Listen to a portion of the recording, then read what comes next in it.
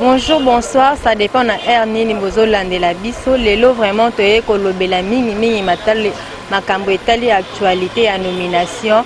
Nazali nga moko te na plateau, nazali na invité na ngai na kotikela ye place ye moko à se présenter. Mbote mwana mboka. Bonjour madame la journaliste. Ko se représenter yo moko. Je me nomme bien le vrai descendant de Etienne Tshisekedi, Guylain Chibobo, comprendre? C'est que 37 ans d'élite, IDPS a vaincu, 37 ans d'élite, Fatou 5e président de la République, 37 ans d'élite, Dieu existe. On va dire existe pourquoi? Parce que tant qu'on connaît Etienne Tshisekedi à Koufi le 1er février 2017, pourquoi Mikel José Makila, Chibala, Kapika, Bela FCC, sous-estime Abisso. Tata Kouta Koufi sur pouvoir, t'es bon moi nanda rezo. Mais tant qu'on a Félix Antoine chef de l'État, en tout cas, Nzamba Oumena, c'est que Nzamba pouvoir rebattre l'ango, n'engue balobana le poteau, le rôle des partis politiques et de conquérir le pouvoir et le conserver le plus longtemps possible. C'est impérium, de rebattre l'anti mourir sous ma sœur Ozon. Voilà, merci. Roku Kopé Sabiso, point de vue nayo par rapport à la nomination au président Fatia Oteki qu'on nommé. Merci madame la journaliste, la Banzi. Nomination, il y a officier supérieur, il y a FARDC, ils allaient victoire, il y a peuple congolais, ils allaient victoire, il y a institution président de la République. Parce qu'on commençait par les officiers supérieurs, officiers cibatiens. Là, qui ont sous-estimé Félix Antoine Tshisekedi. Maintenant, on a le ticket, le Kabila Biso, mais ils ont vite compris que la personne qui a l'impérium, le commandant suprême des forces armées de la police nationale, il s'appelle bien Félix Antoine Tshisekedi, non Joseph Kabila. On comprend? C'est que nomination, il y a un officier supérieur, interpeller conscience. Il y a un officier supérieur, Sibatian, il y a un bolombo, impérium, mais c'est Chajakan.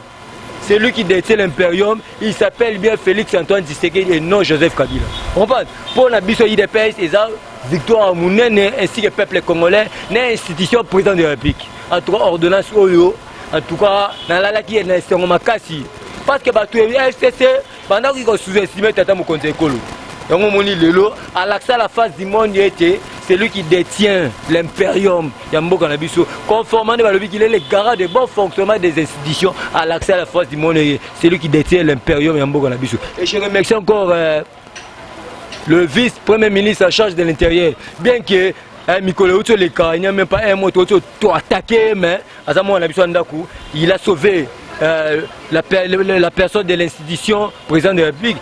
Pour contre-signer, parce qu'il y a à la veille, il y a une nomination, Katanga.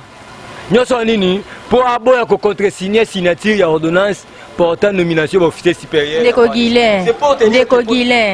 que l'état de droit est vraiment en marche. État de droit est un slogan, madame la journaliste. Quand on parle d'état de droit, on voit le respect de la constitution et les lois du pays. On parle.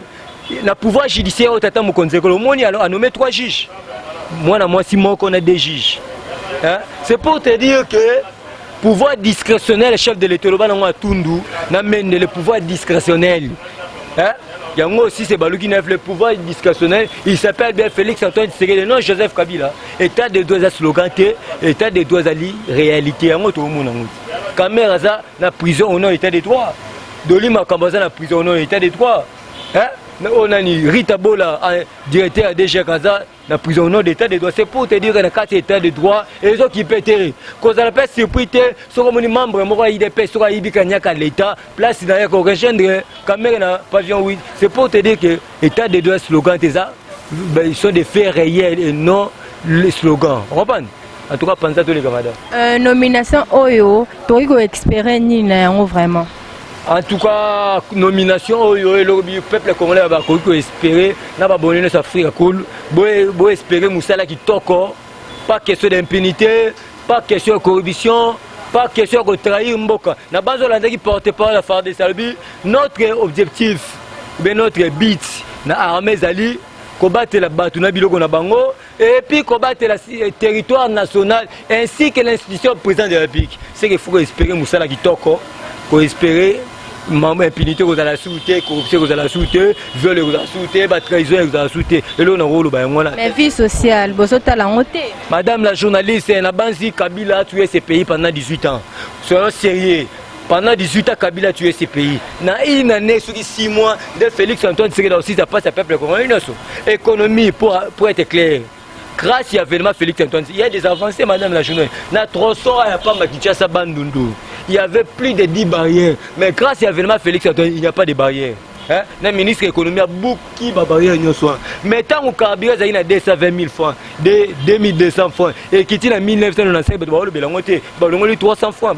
Il produit la première nécessité de bouger. Et ce sac a 38 000 et comme il a 28 000 et quelques. 8 000 francs, c'est que donnons le temps au temps, l'économie les a touchés quand on a Congo. Même la grande puissance des États-Unis, la France, l'Italie, partout dans le monde, l'économie les a touchés. Il y a Bissou qui touché même à Kassi. Pourquoi? Parce que Kabila, le voleur là, a Kenda qui a fait instruction à la gouverneur, il y a Banque centrale de Haut-Gracie, a touché la réserve.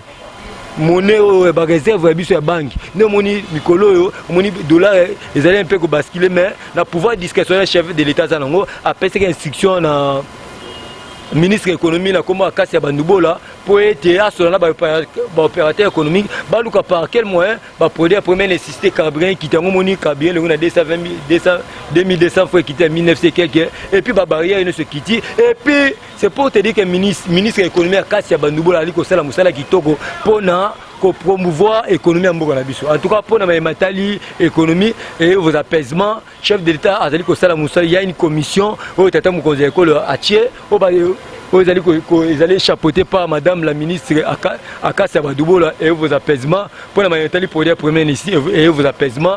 Chef de l'État a ningi à promouvoir l'agriculture dans biso. A ningi te bloqué où ta Liban a besoin bitoba na kolona parce que le développement Bourg où ta na bilanga. Comprendre? C'est que tata mon conseil ce qui manque dans ces pays c'est la volonté politique et vos apaisements. Mais le problème c'est quoi? Au moins le quoi toi la coalition FCC a tu vas coca jambe va prendre des fer pour être tata mon conseil là ça la vomir. Comprendre? Assemblée nationale ça bango. Ba gouvernement ça bango. Ba assemblée provinciale ça bango. Mais pourquoi bloquer zo matin? Parce que il était battu FCC. Pourquoi bloquer matin? Et mata pourquoi?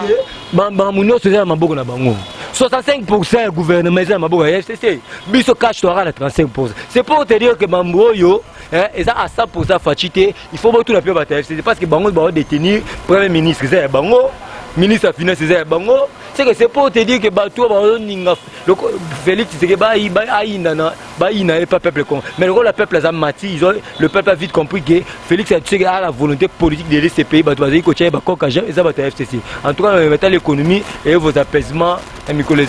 Merci Mingi. Ori kolobelani ni na likambo etali nomination ya Gabriel Amisi pour tout le monde na États-Unis bazo féliciter président Fachi.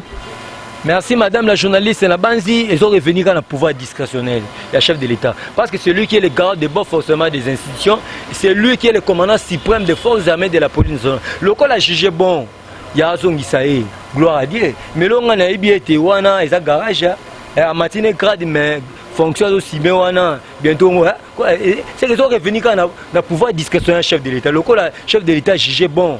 À ça là, à son la fonction et puis à matière on est revenu quand mais l'autre aussi dans le tango fort a trahi le peuple congolais, a trahi l'institution président de la République, à ça la moussala na loyauté et puis à ça la moussala na n'engue segeli parce que état de occupé tous à la générale soko buki mebeko place na isa na ndolo to na makala et là on est dans le tango fort ancien président biso il y a 20 clubs auto ça la remise des prises lelo c'est pour donner le nom à ça la moussala kitoko confesse au tata mukonzeko la PCA a trahi le peuple congolais a trahi le nation c'est que Babouki John Numbi a tiré les générales mais sans fonction. C'est tout à fait normal. Et on a vu qu'ils ont revenu à pouvoir discrétionnaire chef de l'État.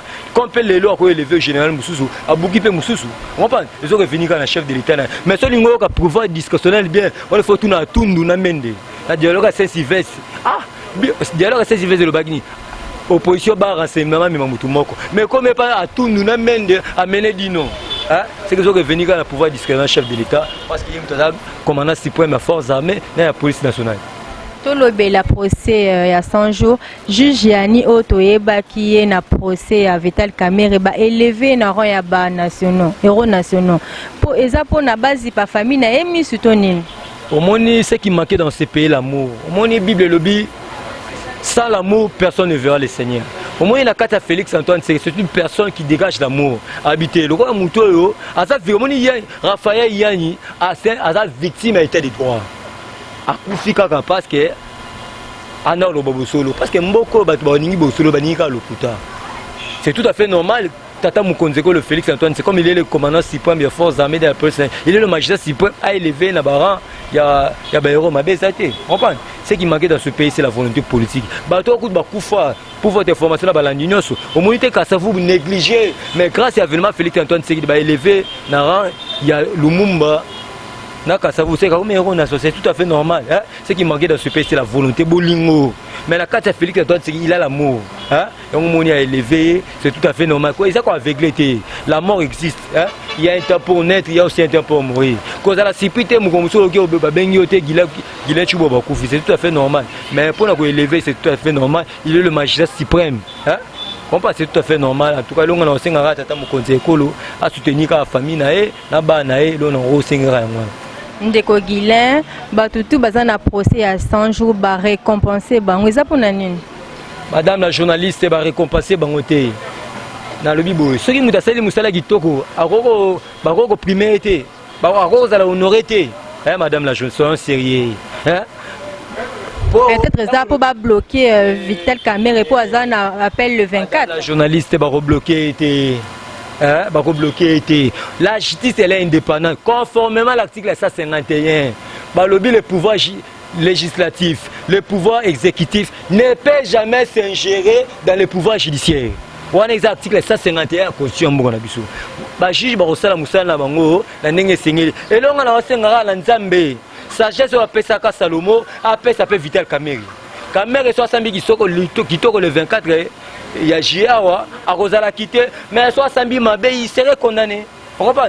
Et on m'a Kamerhe, on bête sous Mamba, pourquoi? Parce que Kamerhe, c'est Bazo Boulellet Kamerhe, si aujourd'hui se retrouve en prison, et Zali IDPS, institution président de la République. Or, Kabi, c'est ni de loin ni de près, tous les observer comme tout peuple congolais. Mais Kamerhe Azaki Moutafachi, président. Mais c'est tout à fait normal. Nabanzi, tant que chef de l'État, Zaki président IDPS, État des gens qui ont instauré, aux à la masse, à la tolère, aux à la maman, à la Sorobuki, mi bego place dans la justice. C'est tout à fait normal. Azaki Moutafachi, mais le coup, la Yibimbongo.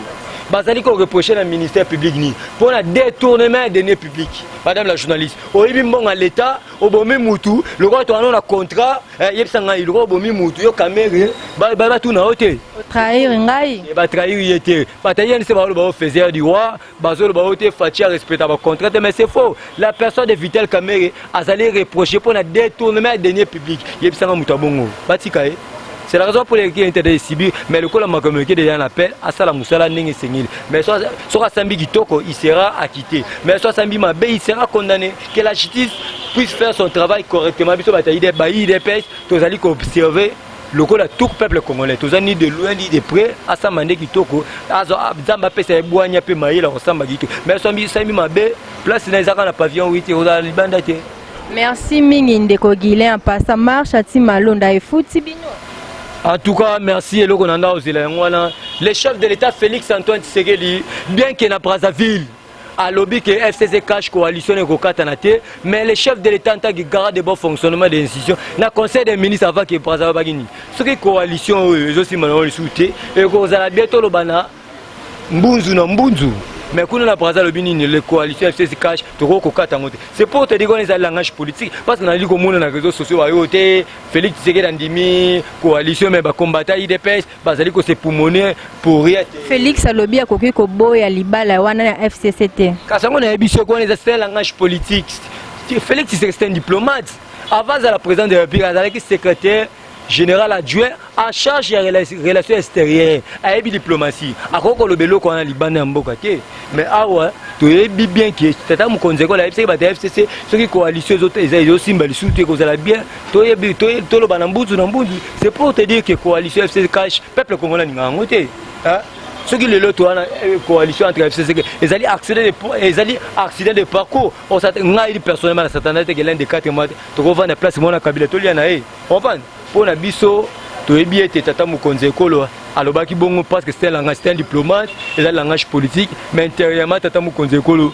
Aningara na coalition FCC cacheté. Voilà, merci mingi to komi vraiment na suka émission na biso ori ko pesa biso mot de la fin na yo par rapport ya makamuna sezo leka. Merci madame la journaliste, mot de la fin Zali peuple congolais et vos apaisements. Ce qui manquait dans ce pays c'est la volonté politique. Félix Antoine Tshisekedi a la volonté politique. Bochake na maboko nzambe. Que Dieu bénisse le président Félix Antoine Tshisekedi. Que Dieu bénisse le président Aïcha-Marc Kabunda Kaboun. Que Dieu bénisse encore le Gilbert Kakonde, bien que bandeko na biso bakufi mais a aidé tata mokonzi ekolo na ko compte que signé ordonnance portant nomination et officier supérieur mais ilunga ke na Lubumbashi ake kokosa o azana Lubumbashi officiellement boye non ça ni pas à signer en tout cas nzambe abatela ba combattants et combattantes abatela le peuple congolais en tout cas so bon on a besoin de contacter ngai numéro de contact ceux qui bon on a besoin de contacter ngai et ça tout fa on appelle sa numéro on appelle Simbote na maman Marie-Josée na souhaite bambote belé na pesi mbote na ndeko na nga Sedu Kiziko aninganga makati bambote belé na pesi mbote na ndeko na alebité na bambote belé na pesi mbote na nga na mama Kapinga Kazadi na Belgique bambote belé na pesi mbote na bao baninganga na bao baninganga te soki bona besoin de contacter ngai bobenga na plus 243 81 99 18 616 plus 243 81 99 18 616. Je suis sur WhatsApp. Ndeko Sedu Kizika, na ose l'appel na yo bengangai kozwangai. Que Dieu bénisse la République démocratique du Congo. Bye bye bye bye. Ndeko Guilain to sepeli mingi na koyamba yo na plateau na biso ezalamba ya liboso pété asuka pété to sepeli mingi. Merci na yo. Merci madame la journaliste, c'est moi qui vous remercie. Merci mingi na bino bozaki libaku ya kolanda biso na mokolo ya lelo. Merci mingi na bino nyonso pe boyoki ba propos tenu oti ko bima awa na kati ya émission na biso tokutani na bino mbala ya sima bobo senate bo s'abonner vraiment et puis bo partager ba vidéo na biso et kozala malamu mingi. Africa cool, et abena cool, Africa cool, abena cool, le quoi cool matopi, cool. Chaîne na biso Africa cool. En tout cas, les chaînes y bien. Et puis, vous êtes très rapide. Ils êtes très rapide. Les chaînes, moko, bako ça a bien confiance. En tout cas, nazo senga na bato oyo nanu ba souscrire te bazwa. Donc, ils ont vraiment net oyo balobaka ke boka lelo, lamba lelo, lia lelo. Donc, ils ont kitoko na sepeli na bino, na sengi na bato nyonso, bo souscrire ebele boko za la déçuté. Africa Cool, c'est la destination de prédilection pour une communication optimale. Longo Dianabino Mama. Merci beaucoup. Africa Cool télévision izolandama koleka baningu nungwa batuna katamboga kungu.